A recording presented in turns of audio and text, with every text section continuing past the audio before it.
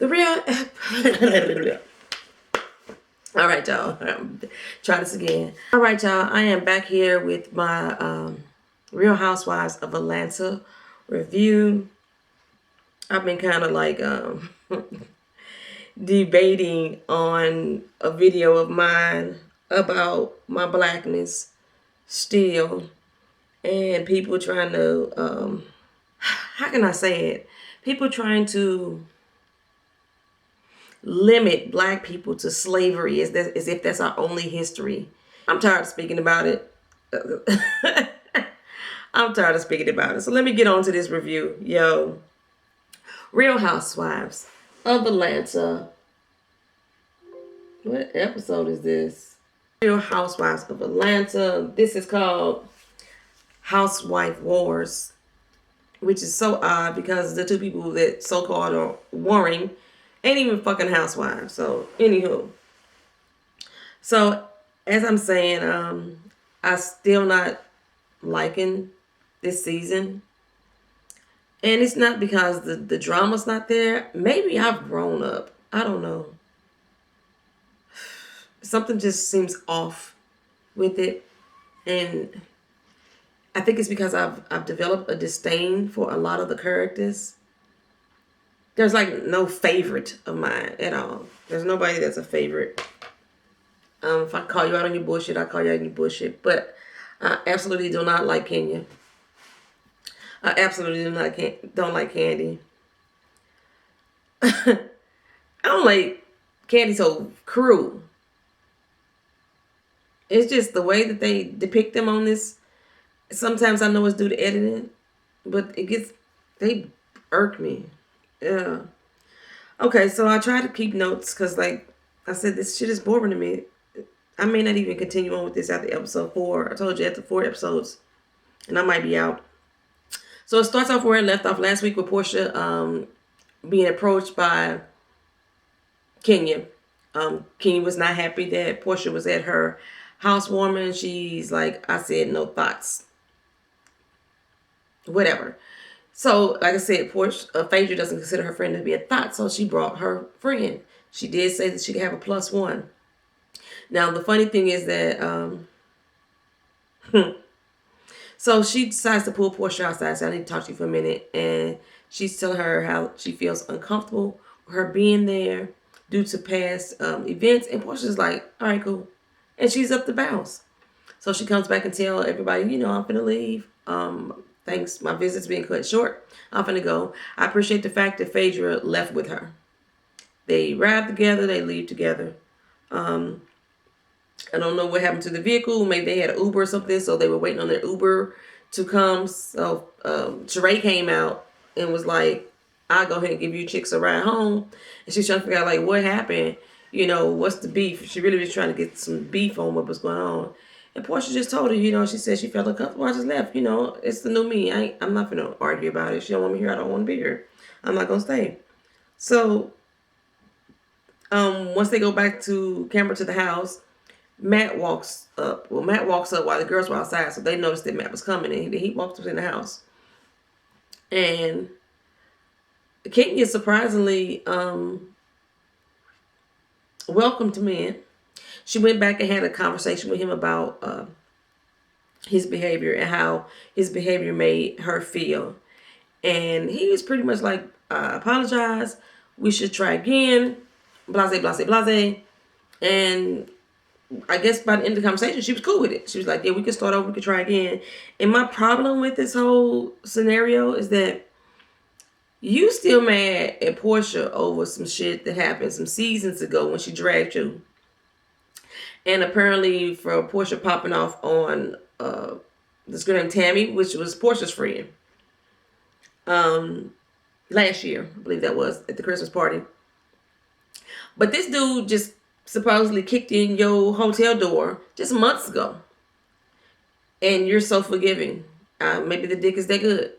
And Portia's definitely not dicking you down. So maybe that's why you did it. So yeah. So then they next switch over to Cynthia talking to Noelle. And Noelle is pretty much telling her that, she feels that she's a lot happier now that Peter's gone. It just seems awkward in the house. And she was always wondering, because her mom was always arguing, she would always hear about the arguing, whether her mother has low self-esteem. And Cynthia's like, well, what the hell? What you mean by that? She was like, only a person with low self-esteem will stay in a type of relationship where you constantly arguing like that all the time with the person. I love the fact that this is something that Cynthia has, her daughter has embraced. It doesn't seem like Noelle will be putting herself into that type of situation, because usually they say the apple don't fall from the fork of the tree, and you kind of mimic your mother's actions because that's all you see and that's all you know.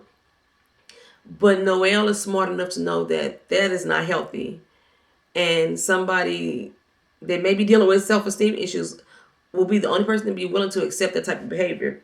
And Cynthia, is like feeling some kind of way that her daughter thinks this way about her. What I hate about the scene is that you could tell that they had to do it more than once. I'm not sure if the cameras didn't capture Cynthia's real emotion the first time, because you could tell she felt something, and you could tell she felt like, I don't want to do this scene. I really don't want to do it. But the tears again were not there. And you could tell that they redid this scene a lot, only because she was hugging Noelle this entire time. They never broke the hug, but somehow Cynthia magically appeared with tissue. And I'm not gonna believe that the cameraman ran her some tissue. I just don't believe it. But last week I had said something about that Cynthia has lost so much weight that her booty was gone. No, Cynthia's booty was back, girl. It was back. She ain't got all her junk still there. She still look good. They all look good. And Noelle is so effing cute. Oh, I can't stand it. She's so cute. Okay, so then we go back to Candy at the candy shop. She's having a meeting with the crew, with Kwame and Don Juan and Todd. And they're talking about Ace's baby line. So basically, Candy has created an Instagram page for her son. So if you're not on it, I guess you should follow it. I don't follow people's pictures on Instagram, so I'm not on it. But he's a cute little boy, so she said he has a lot of followers, so she thought to create his own baby line where they would kick off. Candy is always about hustling and making that dollar. You got to respect her for that. She always has some new idea in which she can make money for her family and keep herself on top of the game. The girl is a hustler. I am not mad at her. She had her sex toy line. She did the play. She's still producing people's music. And now she has Ace's baby line, in addition to the OLG restaurant. So Todd pretty much shows like the layout of how he wants the restaurant to look. It doesn't look like Don Juan is too impressed. But nobody really gives an opinion on what they think about the restaurant at that meeting. Then Joyce comes in. I cannot call her Mama Joyce.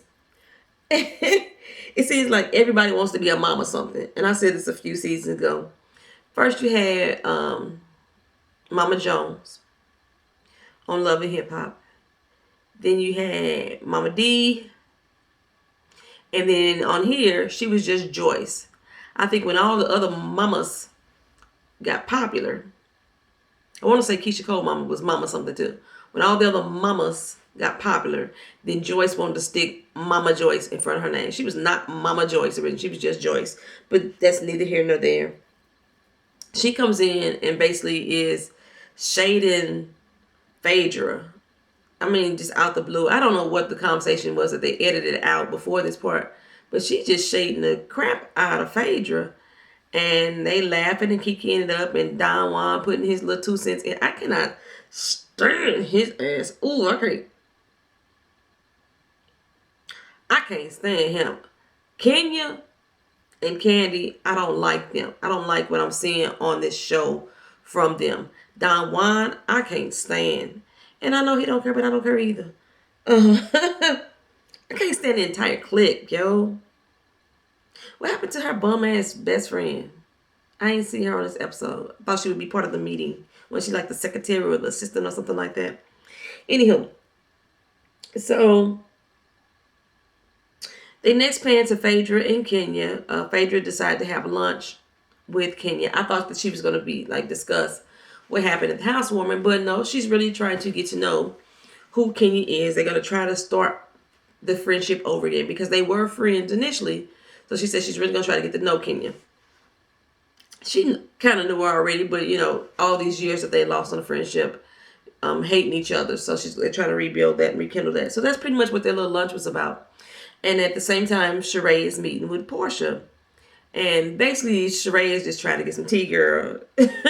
Sheree is like the queen of tea and shade, and she gives no fucks about it when she give it. So it seems to me, just based off of the clips I've seen of how the season is going to go, you notice that Portia and Phaedra kind of start falling out, and Kenya and Sheree start having to fall out. I think these separate lunches that they kind of showed together, or they parallel together, basically is showing us when that the divide is about to start happening. That's really all that really showed me. Then they go back to the actual restaurant, so Ty could show Candy and the rest of the OLG crew, Bertha, Joyce, and I forgot the other sister name already. Oh my God, I apologize. I kind of like her a little. Kind of like her a little. But they showed them, he's trying to show them the restaurant and showing the progress. So he's basically walking around showing the land, the layout of how the restaurant is supposed to be. And they're all pretty excited about it. It looks like it's going to be a pretty big place. Everybody on the episode is always talking about how good their food is that these old ladies can cook. So it'd probably be pretty successful, especially Candy's putting a lot of money into it. And like I said, she don't like to fail. She's a hustler. She's a competitor. And she can't see herself failing. So it probably is going to be a pretty successful restaurant. If I'm ever in Atlanta and they're not crowded, I may even try it once they get it up and running. It's just taking a little longer than Candy expected. She said it was May on the show. And they're supposed to have it done by May. Now they're going to try to have it done by August. I haven't looked it up yet to see if the restaurant is open. No, I just tried to Google it. The old lady gang restaurant still saying coming soon. I think their date, what she said, was August 4th. This is November. It's still coming soon. So we don't know when that restaurant is going to be open, but I wish them very good success with it. She's at, wow. Okay, they're going to get their coochies waxed. I'm sorry, this is so humdrum, so boring. I just think these are boring. So that's really, I'm pretty much just reporting to you what's going on. They're going to get their little coochies waxed, and Kenya mentions that she's back with Matt, so that's why she has to do this. The other ladies are going to just try some other things. I think Cynthia's getting her arms waxed, Candy getting her legs waxed, or the sugar wax, or whatever. And neither one of them have a reaction to the fact that she's back with Matt, which is very odd to me considering that they both had strong opinions about how he supposedly treated her in Mexico. They would have very strong opinions when he walked into the house at the housewarming.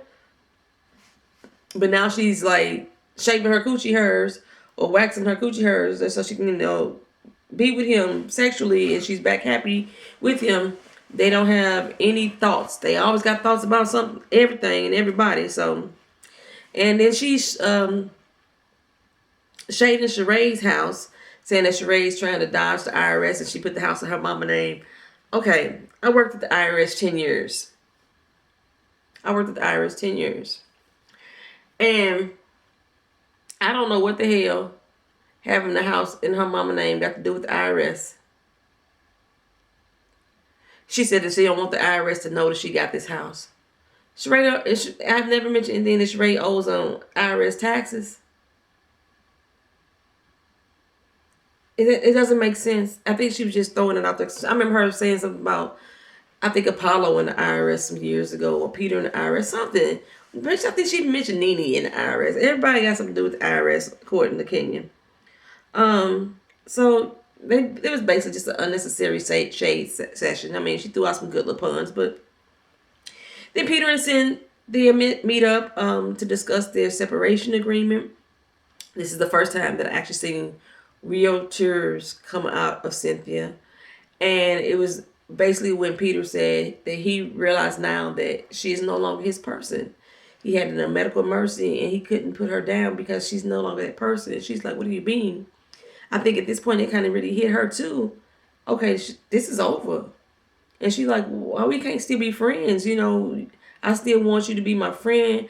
Noelle has known you since she was 8 years old. I still want you to be part of her life. But Noelle just said that she did not like the way that her mother was. That she always heard them arguing. And her mom is so much happier now that Peter's gone. You think that she really wants to have a relationship with Peter? I don't know. They had a bond. They did have a nice bond. But I don't know. I don't think my daughter would. So I don't think Noelle would. I don't know. But Peter at this point, after listening to her break down about that, he finally decides, I'm just gonna go ahead and give you what you asked for. I'm gonna give you this separation. So he calls with the lawyer and confirms that he's gonna sign all the paperwork, and he'll sign whatever he puts in it.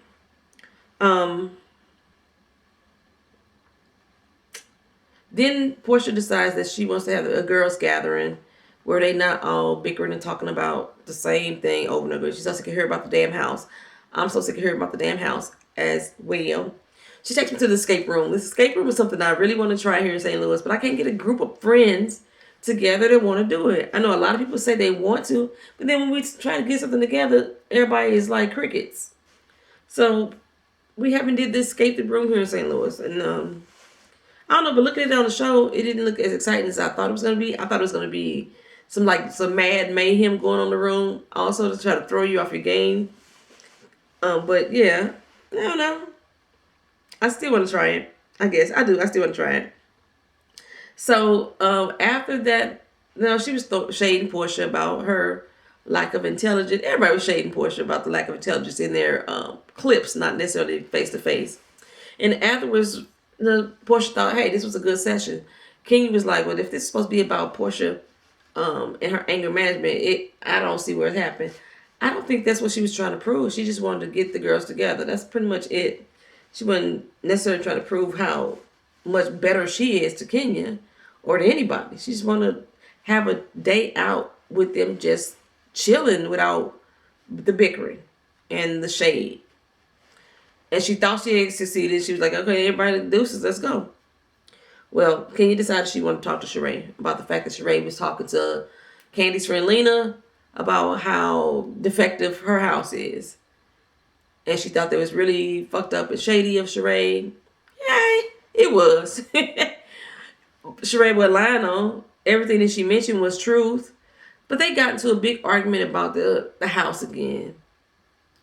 It's so done. It's so played out. Well, my house is better than yours. No, your house is better than mine. Well, my house is in my name. Well, my house is in my name. No, your house is in your mommy's name. No, my house is in my mama's name. No, your house is in your mama's name. That's what I say. My house is in that type of silliness. So it's really played out. It's really old and boring. And that's the end of the episode. There's nothing more for me. I may stop watching. I'm saying I'm just going to give it 4 episodes. I don't know if I can make it because I'm just not into it. I'm just not into it. Like I say, even though the shade be good, I crack at that. It's not worth me talking about. Only thing I can talk about is them. I'm still sick of Candy and that I Dream of Jeannie ponytail. I'll be glad when they go to another week. So Cynthia can take those cornrows out of her. I'm so sick of that look on her. I hate all of them in the confessionals when they all had all they boobs sitting up here. They strapped so tight their chest, they all popping out of her like they struggling for air. I'm so sick of looking at they fake ass boobs like that. Real boobs don't. No, real boobs don't sit like that. I don't care how much you compress them. They don't look like, no. Then they got all this extra makeup, shiny, shimmy makeup all over the tatas, and it just throughout the episode. Though Candy looked good. I love her hair. I love her hair when it's always in its most natural state. Well, without the extra clip-ins and wigs. I love that. I just love her simple wrap. I love that on her. That's so cute on her. Um, Sheree with the tapered bob. Wasn't feeling that. Um, Cynthia though with the big Diana Ross. I don't know why I love that look on her. It's so cute. The only one I didn't like was at the housewarming with the braided. It just seemed like it maybe needed to be fluffed more. And I'm talking about somebody's hair. My hair looked all fucked the hell up to be damn. But other than that, when she had the blonde pieces in it, she looked good. I like that look on her. Kenya hair is usually laid almost all the time. Her hair is almost always good. Every once in a while, you still see that her roots need to be flat iron. But other than that, Kenya hair always look good. And Phaedra hair just looked okay. There wasn't nothing to scream about. But yeah, that was the whole episode. See y'all next week for another episode of The Real Housewives of Atlanta. Peace.